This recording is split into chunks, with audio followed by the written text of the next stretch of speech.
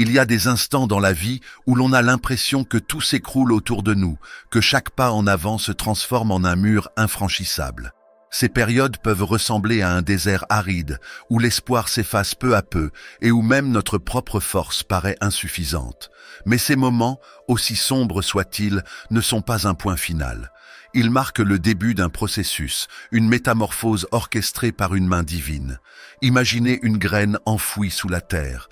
Pour qu'elle puisse devenir un arbre majestueux, elle doit d'abord être brisée, fissurée et poussée à travers l'obscurité. De la même manière, ces saisons de défis sont des opportunités où Dieu commence à travailler en profondeur. Il ne regarde pas seulement ce que nous sommes aujourd'hui, mais ce que nous pouvons devenir demain. Ce n'est pas un hasard si les moments les plus difficiles nous forcent à réévaluer nos priorités. Ces épreuves révèlent notre véritable caractère. Elles mettent en lumière ce qui en nous doit être abandonné pour laisser place à quelque chose de plus grand. C'est dans la douleur que se forge la persévérance.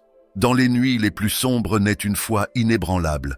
Mais ne vous méprenez pas, Dieu n'est pas un spectateur distant. Il est présent à chaque étape, comme un potier qui façonne l'argile. Chaque fissure, chaque coup qu'il permet n'a qu'un seul but, faire émerger une version plus forte, plus résistante et plus proche de son plan pour vous. Et si vous vous sentez aujourd'hui comme cette graine, perdue dans l'obscurité, souvenez-vous, ce n'est pas une fin, c'est un début. Un début où chaque douleur peut devenir une préparation, chaque larme une semence pour une récolte abondante. Partagez votre expérience. Avez-vous déjà traversé une saison où tout semblait s'effondrer? Comment avez-vous perçu l'intervention de Dieu dans ces moments? Racontez-nous en commentaire. Reprenez courage. Croyez en ce processus, car il vous façonne pour quelque chose de plus grand. N'abandonnez pas. Invitez un proche. Si vous connaissez quelqu'un qui traverse une période difficile, envoyez-lui cette vidéo pour lui rappeler qu'il n'est pas seul. Imaginez un atelier silencieux où un potier travaille patiemment avec ses mains, façonnant un morceau d'argile brute. Ce processus n'est ni rapide ni facile. Chaque pression du potier sur l'argile est mesurée, précise, parfois douloureuse pour le matériau, mais toujours nécessaire pour révéler une œuvre d'art. Dans nos vies, nous sommes cette argile et Dieu est le potier. Lorsque nous traversons des saisons de brisement, nous sommes souvent confrontés à des parties de nous-mêmes que nous préférons ignorer, des traits de caractère qui semblent profondément ancrés, des habitudes que nous excusons par « c'est juste ma nature ». Pourtant, ce sont précisément ces zones résistantes que Dieu cherche à transformer. Prenons un exemple, l'orgueil. Il peut nous donner une illusion de force, mais il nous isole de la grâce de Dieu. Ou encore l'entêtement, qui peut sembler être une qualité de détermination, mais qui, lorsqu'il n'est pas soumis à la volonté divine, devient un obstacle à la croissance. Le travail du potier consiste à identifier ces éléments, à les adoucir, à les modeler pour en faire des qualités qui glorifient Dieu. Mais attention, ce processus est rarement confortable. Imaginez ce que ressent l'argile lorsqu'elle est pressée, étirée, puis cuite à des températures extrêmes. Ce n'est qu'à travers cette série d'étapes que l'argile brute devient une œuvre solide et raffinée. De la même manière, nos épreuves ne sont pas là pour nous briser, au point de ne plus pouvoir nous relever, mais pour nous purifier, nous fortifier et nous préparer à un but plus élevé. Laissez Dieu retirer ce qui n'a pas sa place. C'est une invitation à abandonner nos propres idées de ce que nous devrions être et à permettre au divin de prendre le contrôle. Ce qui peut sembler être une perte au début, nos anciennes habitudes, nos fausses sécurités, devient une libération.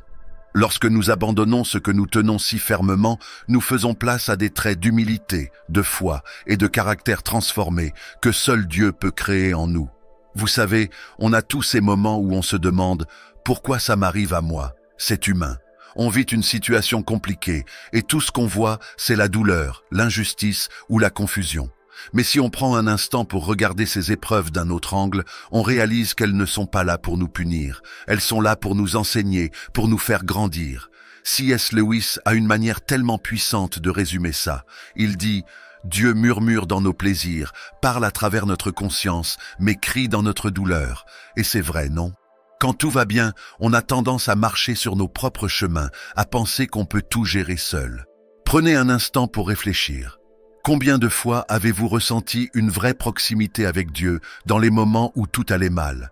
Peut-être que c'est au milieu d'un deuil, d'une perte ou même d'une période de doute. Ces épreuves, elles nous forcent à nous arrêter, à réévaluer ce qui compte vraiment. Elles nous poussent à abandonner les distractions, à lâcher les choses qui nous retiennent, pour nous tourner vers lui. Et vous savez quoi? Ça pique. Personne n'aime ça. Ce n'est jamais facile d'admettre qu'il faut changer, qu'il y a des choses à laisser derrière. Mais c'est là que la magie opère. Dans ces moments où on se sent vulnérable, c'est là que Dieu fait son meilleur travail. C'est comme un scalpel dans les mains d'un chirurgien. Ça fait mal sur le moment, mais c'est pour retirer ce qui nous empêche de guérir. Alors la prochaine fois que vous traversez une épreuve, posez-vous cette question. Qu'est-ce que Dieu essaie de me montrer ici? Il ne vous laisse pas passer par ces moments pour vous détruire, mais pour vous construire. Parce que, soyons honnêtes, c'est souvent dans ces moments-là qu'on devient plus humble, plus patient, plus attentif à sa voix. Porter sa croix. Ces mots résonnent souvent comme un fardeau, un poids lourd à porter. Pourtant, ce symbole est bien plus qu'une charge. C'est une invitation à vivre une transformation profonde, à embrasser le chemin que Dieu a tracé pour nous. Ce n'est pas une route pavée de confort ou d'applaudissements, mais une voie de foi, de persévérance et surtout de croissance. Quand on parle de porter sa croix, cela ne signifie pas simplement supporter les difficultés de la vie comme si elles étaient des fatalités. Non, c'est bien plus intentionnel que cela. C'est choisir, chaque jour, de mettre de côté ses propres désirs, ses ambitions personnelles, pour dire « Seigneur, que ta volonté soit faite, pas la mienne ».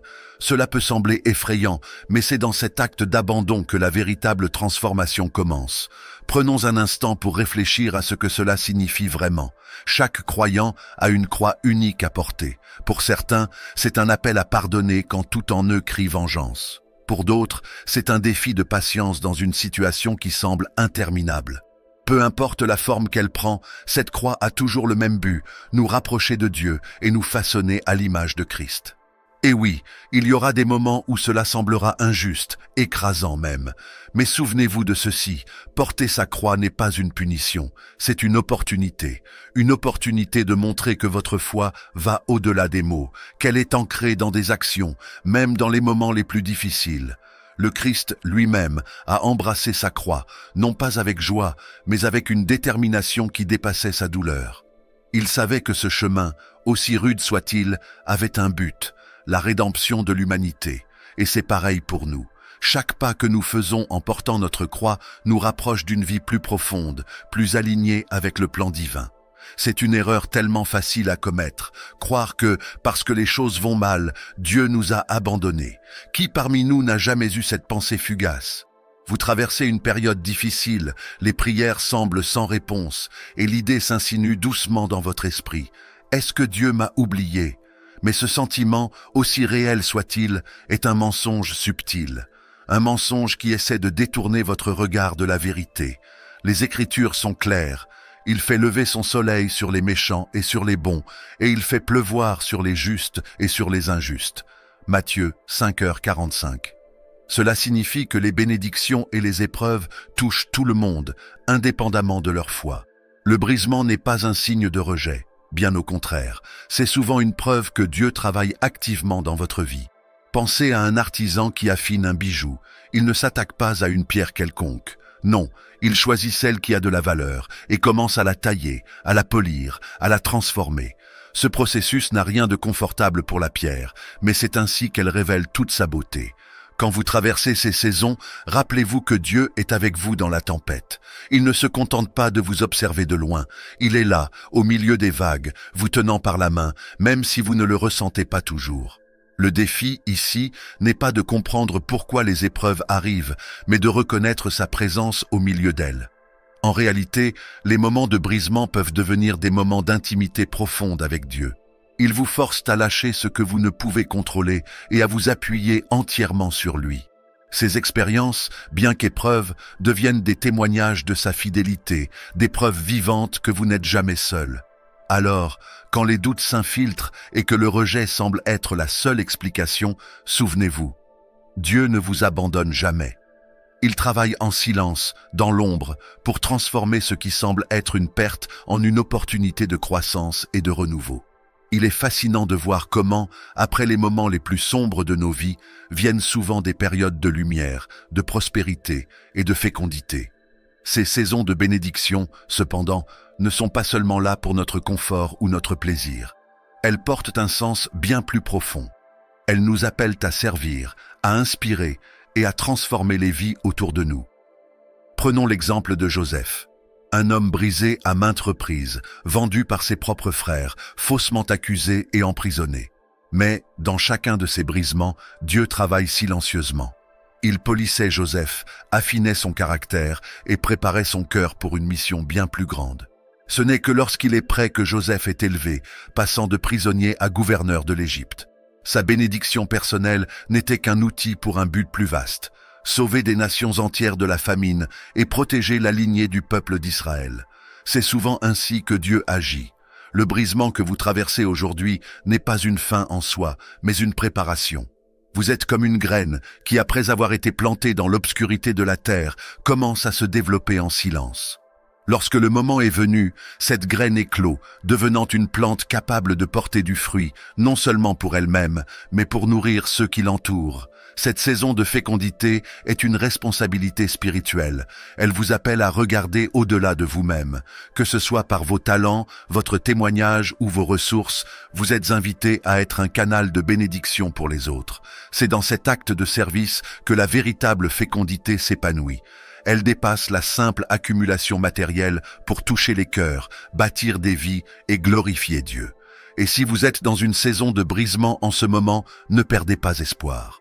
Chaque épreuve que vous traversez est une étape dans le processus. Chaque larme versée arrose la graine de foi en vous, préparant le terrain pour une récolte abondante.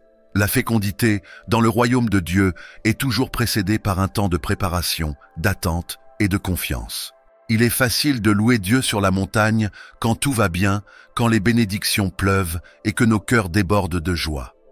Mais dans la vallée, quand tout semble sombre, c'est une toute autre histoire. Pourtant, c'est précisément là, dans ces moments d'incertitude et de douleur, que la louange prend une toute nouvelle dimension. Louer dans la vallée, c'est déclarer « Seigneur, je te fais confiance, même si je ne comprends pas ce qui se passe ». C'est affirmer que Dieu est toujours bon, même lorsque les circonstances ne le sont pas. La vallée n'est pas seulement un lieu de souffrance, c'est aussi un lieu de transformation.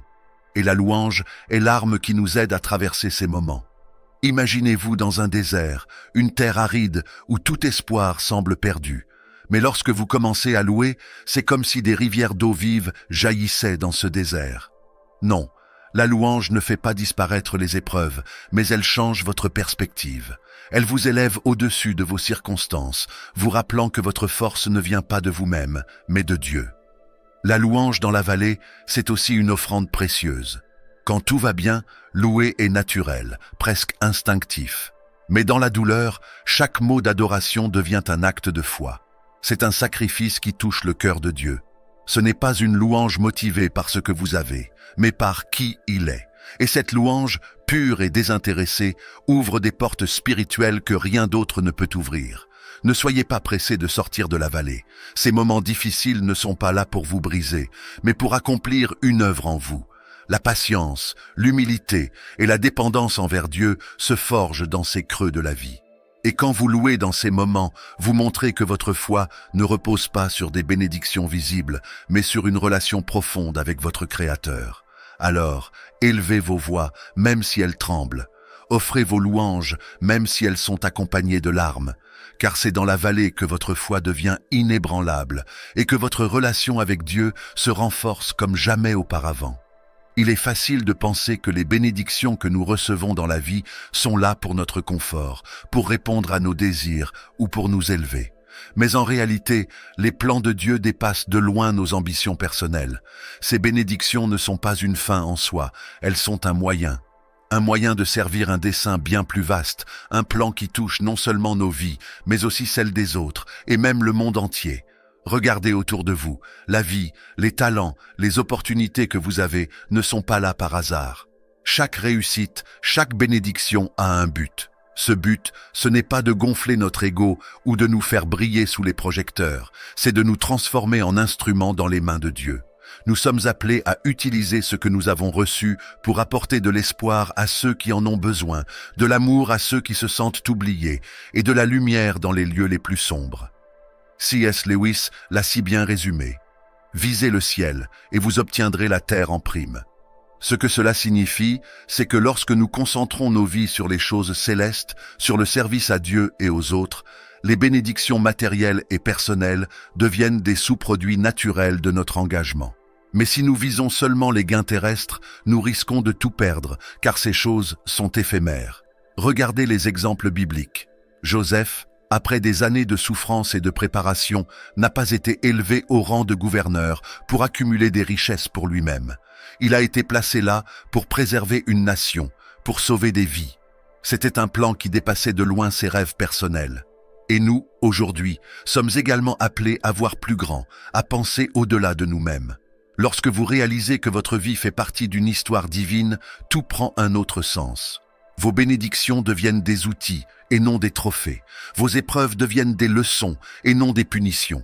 Et votre rôle dans ce grand dessein devient clair. Reflétez l'amour, la grâce et la gloire de Dieu dans tout ce que vous faites. Prenons un instant pour réfléchir. Dans quelle saison de votre vie vous trouvez-vous en ce moment ? Peut-être que vous traversez une période de brisement, où tout semble difficile, où chaque pas en avant ressemble à une bataille. Ou bien, vous êtes peut-être dans une saison de croissance, où Dieu façonne silencieusement votre caractère, mettant en place les fondations de ce qu'il prépare pour vous. Peut-être même que vous êtes déjà dans une saison de fécondité, récoltant les fruits des leçons et des défis que vous avez traversés. Peu importe où vous vous situez sur ce chemin, il y a une chose essentielle à se rappeler. Chaque saison a un but. Rien dans votre vie n'échappe au regard de Dieu. Chaque moment de douleur, chaque défi, chaque victoire a été soigneusement tissé dans le plan divin. Et ce plan, bien qu'il puisse parfois nous sembler obscur, est toujours pour notre bien et pour sa gloire. Si vous êtes dans une saison de brisement, sachez que ce n'est pas la fin. Ce n'est qu'une étape, un moment de préparation. L'argile doit passer par le feu pour devenir une œuvre d'art.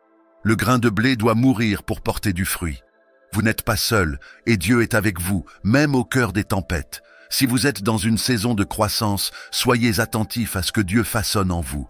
Il retire ce qui freine votre progression et affine ce qui doit être développé.